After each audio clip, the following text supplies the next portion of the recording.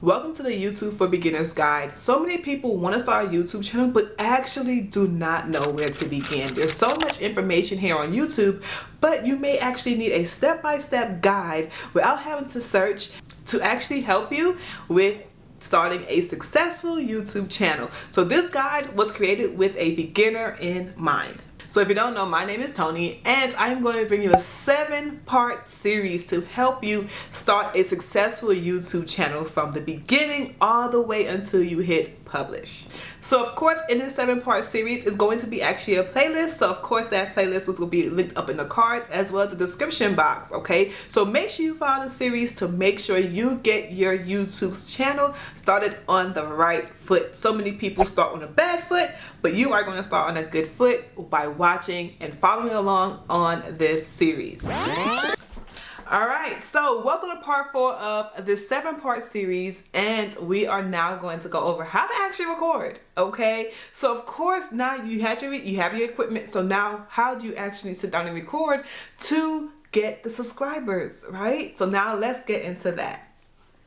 Alright, so we are going to go over how to record your YouTube video. It is not just about hitting the record button and you just pop on the camera and you just upload it just like that. I feel like you should have some type of structure in your video because at times without structure, we tend to ramble, right? So after a while, the viewer gets a little bored and click off. You are trying to keep the attention of the viewer as long as possible, okay? So the first thing I want you to do is create a hook. Find something to hook your audience, okay? It might be addressing their pain point, answering the question that you may be in, that may have been asked to you right away, or you going directly into the video opposed to telling a long story and losing the viewer. That is what you don't want. You don't want to lose the viewer. I have hair somewhere on my face. Great. So the best thing I have learned is to actually create an outline, okay? So your outline would look like you would have the intro where you are hooking the audience, okay? However you choose to hook them, all right? Because you want them to continue to watch.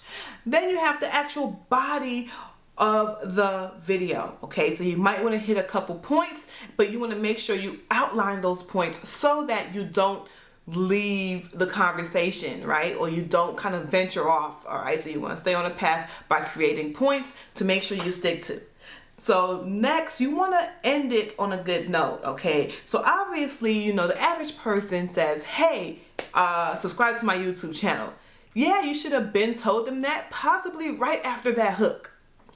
I'm just saying because they probably peeled out by the end. So you might want to do that in the beginning. So you want to have a good call to action. You want to send them somewhere, possibly another video, like the next part of this series, or to a freebie like my freebie, where I have actually a checklist as well as a outline to help you with YouTube. So make sure you check out that freebie. You see what I mean? So you want them to do something. So at the end of the video, you want them to do something, even if it is watching an entire playlist like the one I created. All right.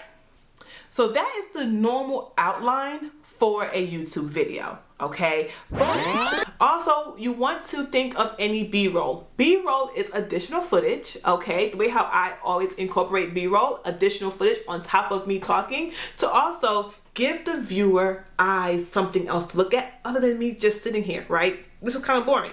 So you want to get your viewer on eyes on other things.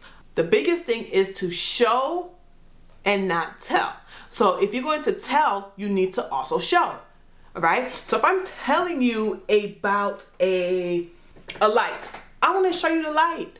If I am telling you about my mic, I'm going to show you my mic, right? If I am telling you about something, I'm going to show you what I'm telling you. Think about it. People came to the video to watch images, to watch the video, to watch different things. You get what I'm saying? Not just you sitting here talking.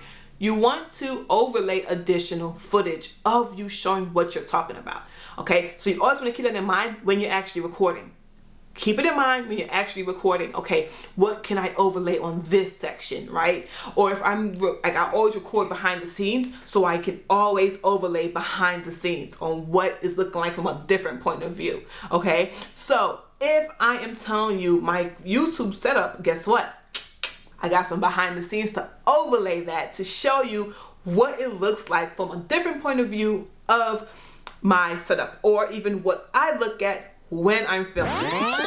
So if you don't know, if you're ready to record but you don't have any equipment, make sure you check out part 3 of this 7-part series where I go over some really good beginner equipment. Of course, I record with my beginner equipment sometimes, but I normally go for my other equipment at times. But the beginner equipment that I go over in part 3 is really good, and you may want to invest.